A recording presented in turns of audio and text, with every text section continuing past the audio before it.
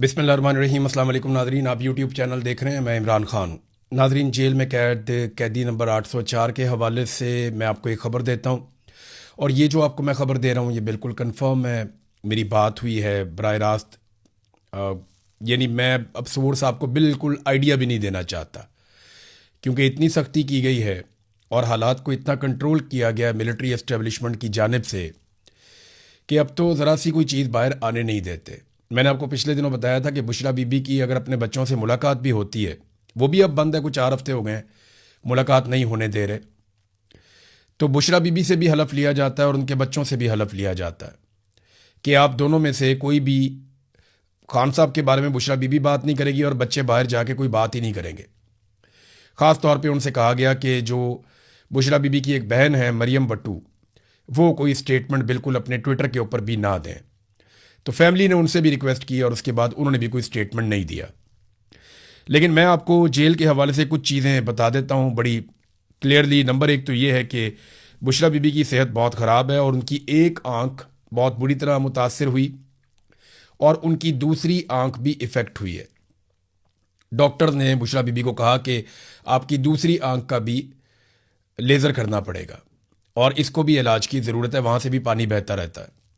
और जो एक आंख है वो 3 महीने तक उसको जो है वो लगभग ऐसे ही है जैसे वो आंख बंद है और वो काम नहीं कर रही। बुशरा बीबी वहाँ पे चिल्लाती रही बार बार और उन्होंने अल्लाह और रसूल के वास्ते दिए वहाँ मौजूद अमले को, और उन्हें बार बार ये कहा कि मेरी आंख ख़राब हो रही है, मुझे बहुत शदीद तकलीफ़ है, किसी डॉक्टर को बुला दें। लेकिन अमले ने बिल्कुल कोऑपरेट नहीं किया, बल्कि वहाँ जो अमला मौजूद है उनमें एक जो अमले की इंचार्ज है खातून, मरियम उसका नाम है। मैं आपको कंफर्म कर देता हूँ, खातून का नाम है मरियम। ये जो वहाँ पे अमला बुशरा बीबी वाले ब्लॉक को देखता है या वहाँ पे वो मौजूद रहता है सिक्योरिटी पे, क्योंकि वहाँ ख़वातीन की जेल में ख़वातीन का अमला होता है, तो वो मरियम नामी खातून ऑफिसर है वहाँ पे। उसने बहुत नाक में दम किया हुआ है और वो बहुत बदतमीज़ी करती है बुशरा बीबी के साथ।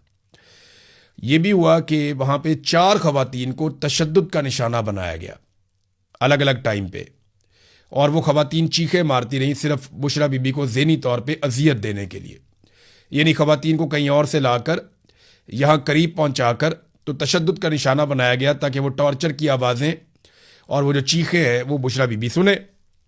तो इस तरीके से ये इंसान को तोड़ने की कोशिश करते हैं। तो वो अल्लाह के वास्ते दिए, उन्होंने रसूल के वास्ते दिए कि मेरी आंख बड़ी शदीद दर्द हो रही है, कोई डॉक्टर बुला दो। बिला आखिर काफ़ी दिनों के बाद डॉक्टर बुलाया गया।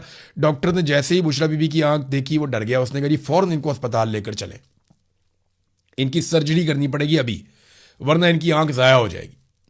फिर उन्हें अस्पताल पहुंचाया गया, उनकी सर्जरी की गई और फिर डॉक्टर ने बाकायदा ये रिकमेंड किया कि आपने यहां से अस्पताल से अभी जाना नहीं है, और ये बता दिया डॉक्टर ने कि इनको डिस्चार्ज नहीं किया जा सकता इस हालत में। लेकिन फिर वहां पे कुछ लोग आ गए और उन्होंने कहा नहीं जी इनको तो जेल पहुंचाना है। फिर बुशरा बीबी को वापस जेल पहुंचा दिया गया।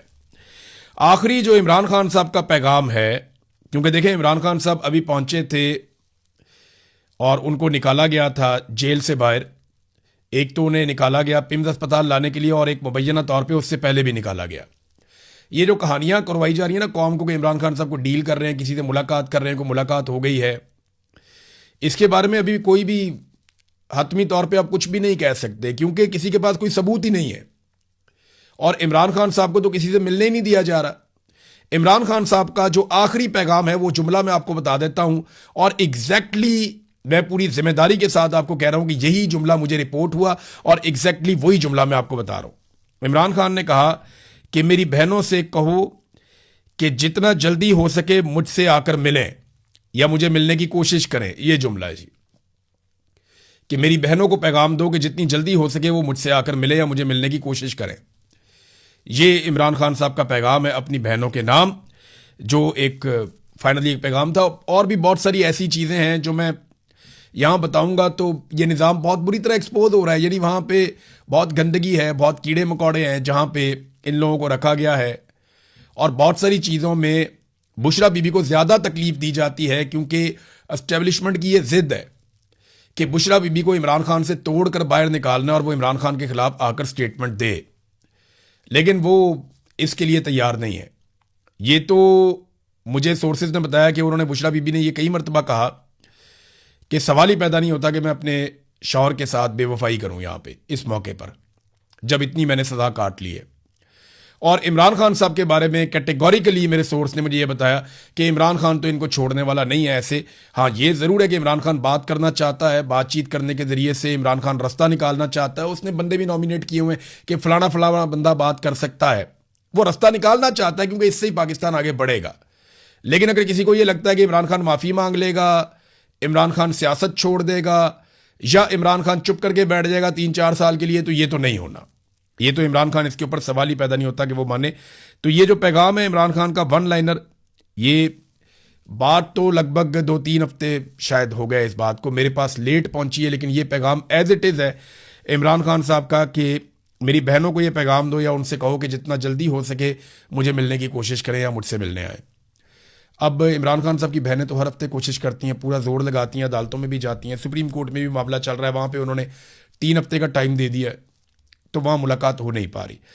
पाकिस्तान में मिलिट्री एस्टेब्लिशमेंट और जो उनका बनाया हुआ रजीम है वो हर जुल्म करके देख चुका है, लेकिन वो पाकिस्तान को चलाने में मुकम्मल तौर पे नाकाम रहे। हाँ, उन्होंने ये ज़रूर किया कि डोनाल्ड ट्रंप से ताल्लुकात बना के डोनाल्ड ट्रंप के कहने के ऊपर ईरान को मनाने की कोशिशें की। यानी ये जो ईरान के और अमेरिका के मुज़ाकरात हो रहे थे, इसमें हम एक सालिस के तौर पे तो थे, लेकिन हम अमेरिका के पैगाम रसां थे। यानी हमारी कोशिश ये थी कि अमेरिका जो मांग रहा है वो हम ईरान को लेकर दें।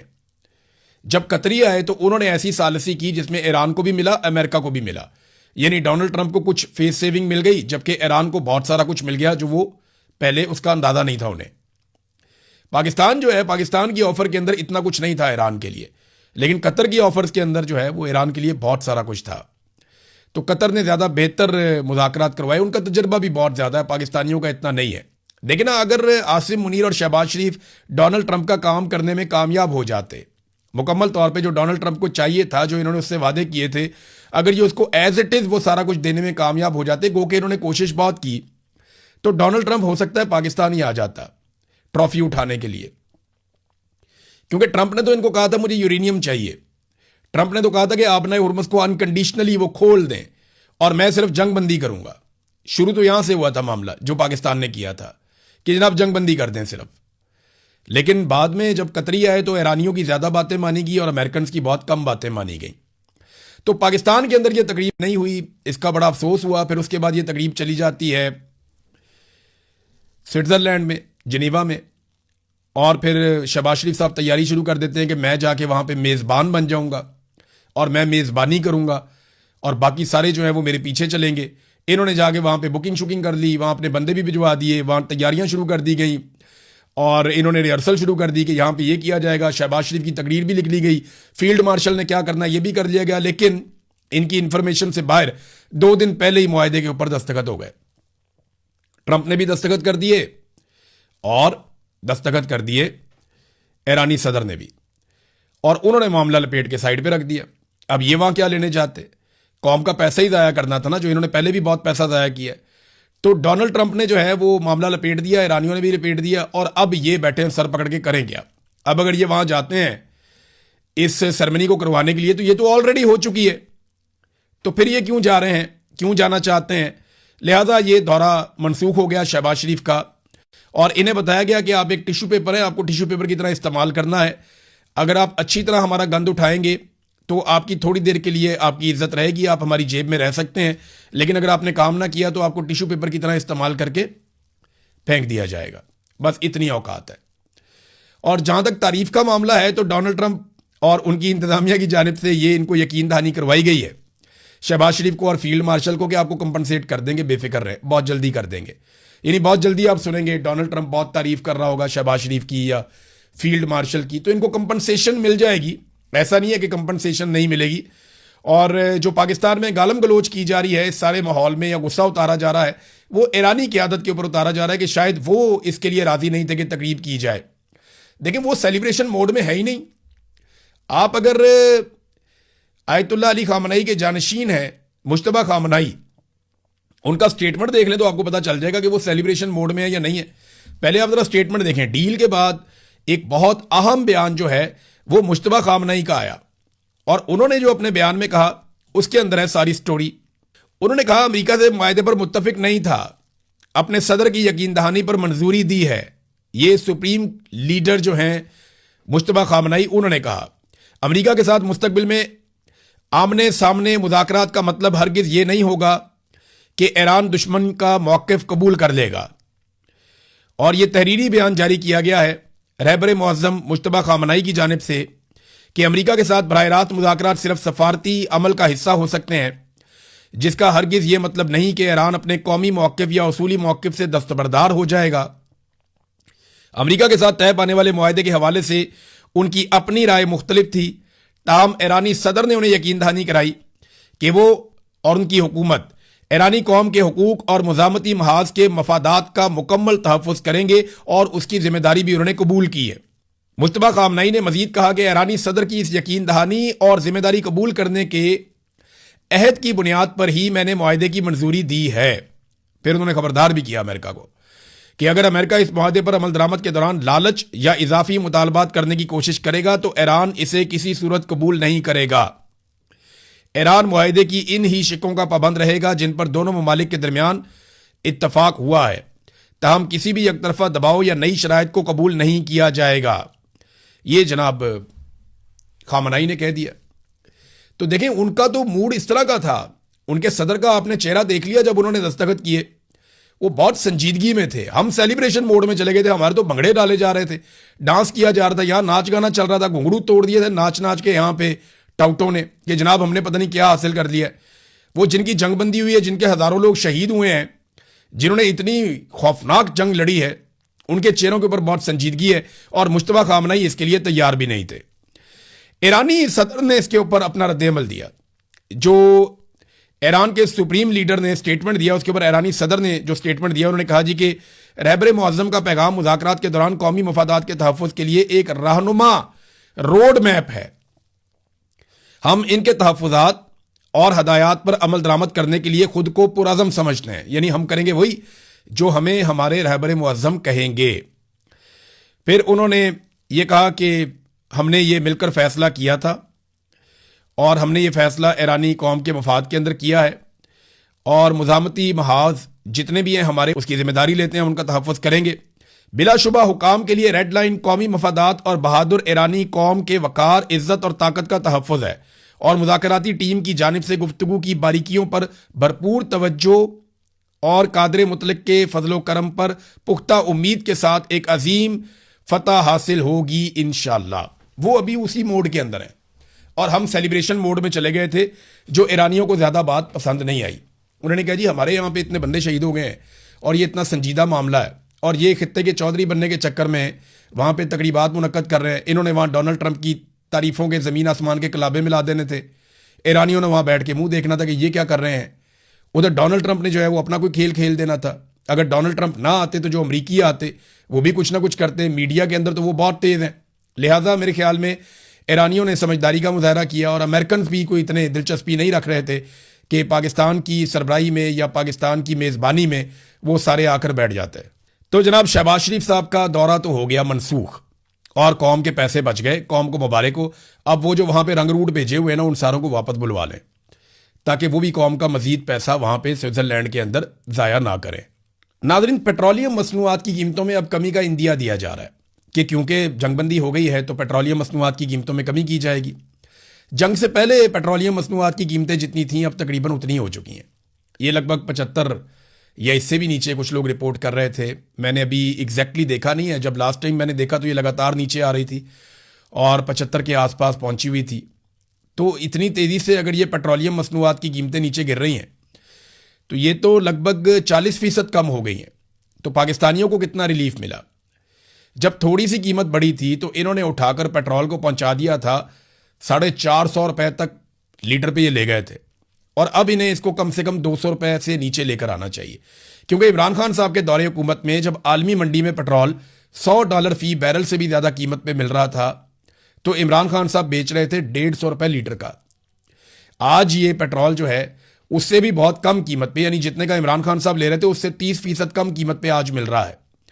तो फिर इन्हें चाहिए कि ये इमरान खान के दौर से 30% कम नहीं करते कीमत, तो 200 के अंदर तो कम से कम ले आए।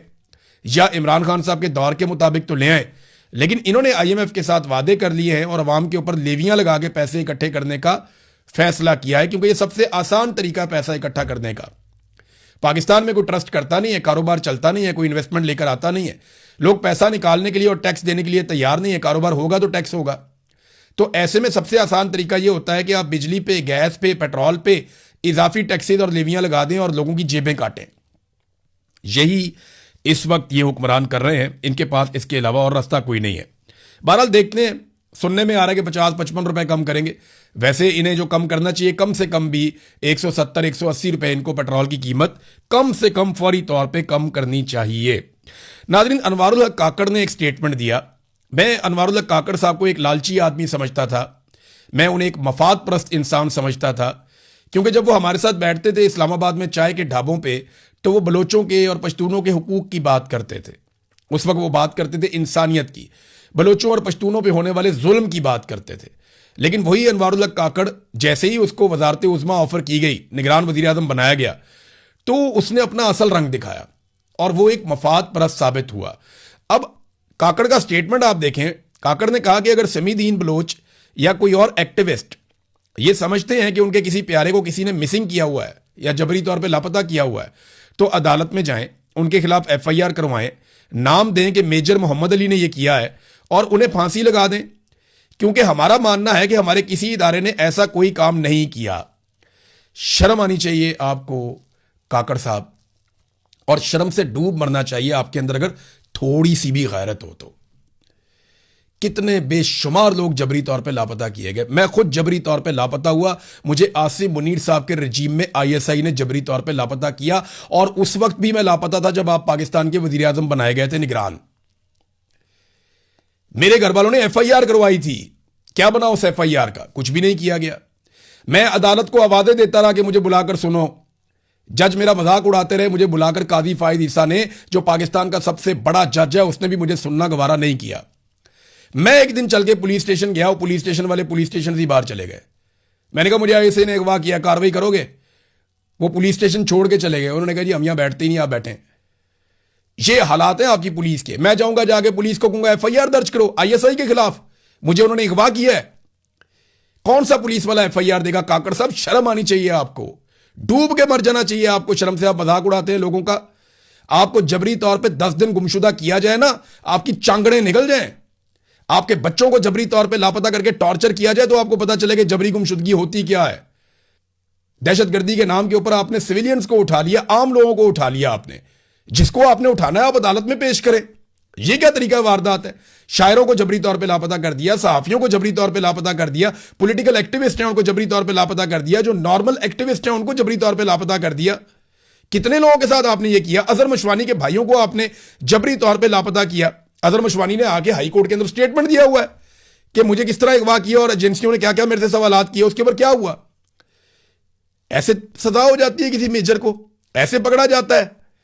मैं लेता हूं नाम, आप करवाएं कार्रवाई। ब्रिगेडियर फाइक है, उसने मेरे ऊपर टॉर्चर किया था, करवाएं ना कार्रवाई इसके ऊपर। कौन करेगा कार्रवाई पाकिस्तान में? ब्रिगेडियर राशिद था जिसने मुझे अगवा करवाया था। वहां पे और बेशुमार, मुझे सारे नाम बताता हूं मैं आपको। मेरे पास कम से कम 10 नाम है जिन लोगों ने मुझे टॉर्चर किया और मुझे इंटेरोगेट किया। जर्नलिस्ट हूं, मैंने हर नाम लिख के रखा हुआ है, हर नाम लिख कर रखा हुआ है, वीडियोस बना के छोड़ी हुई है।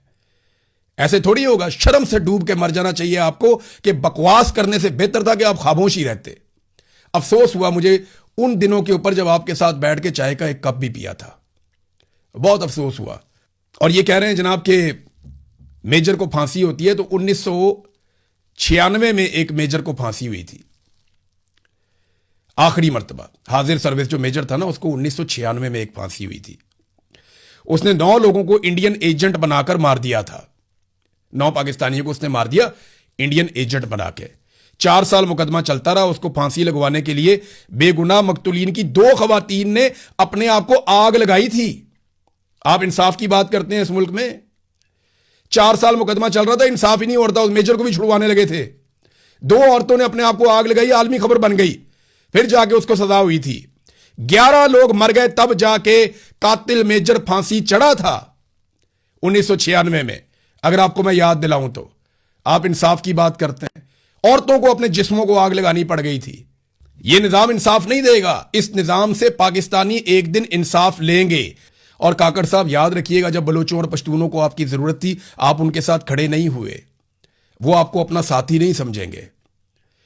और बहुत सारे और लोग हैं आपकी तरह के वफाद परस्त जो खड़े नहीं हुए जब खड़े होने का वक्त था। जब जुल्म के खिलाफ बात करने का वक्त था, उनकी जुबानें बंद हो गई थी। नादरीन, एक और मैं खबर आपको देता हूं। मैंने पिछले वीलॉग में आपको कहा कि बिलावल ने स्टेटमेंट दिया कि ये मखसूस नशिस्तें बना दी जाएं, मुहाजिरीन वाली सीटें। एक अच्छा आइडिया था, लेकिन पाकिस्तान के मीडिया पे से इसको मिटाया जा रहा है। यानी ये इंस्ट्रक्शन दी गई कि बिलावल का ये वाला बयान जो है ये मीडिया के ऊपर से हटा दिया जाए। अब जियो न्यूज़ की मैं खबर पढ़ रहा था, उसमें बिलावल के बयान बाकी सारे हिस्से थे, ये वाला हिस्सा था ही नहीं उसमें। देखें कैसी कार्रवाई डालता है निज़ाम, क्योंकि इन्हें कोई ऐसा हल कबूल नहीं है जिसमें इनके हाथ से ताकत निकल जाए या कंट्रोल इनके हाथ से निकल जाए। ये हमेशा कंट्रोल अपने हाथ में रखना चाहते हैं। नादरीन, बाकी खबरें अगले वीलॉग में। अब तक के लिए इतने, अपना ख्याल रखिएगा, अपने चैनल का भी। अल्लाह हाफ़िज़।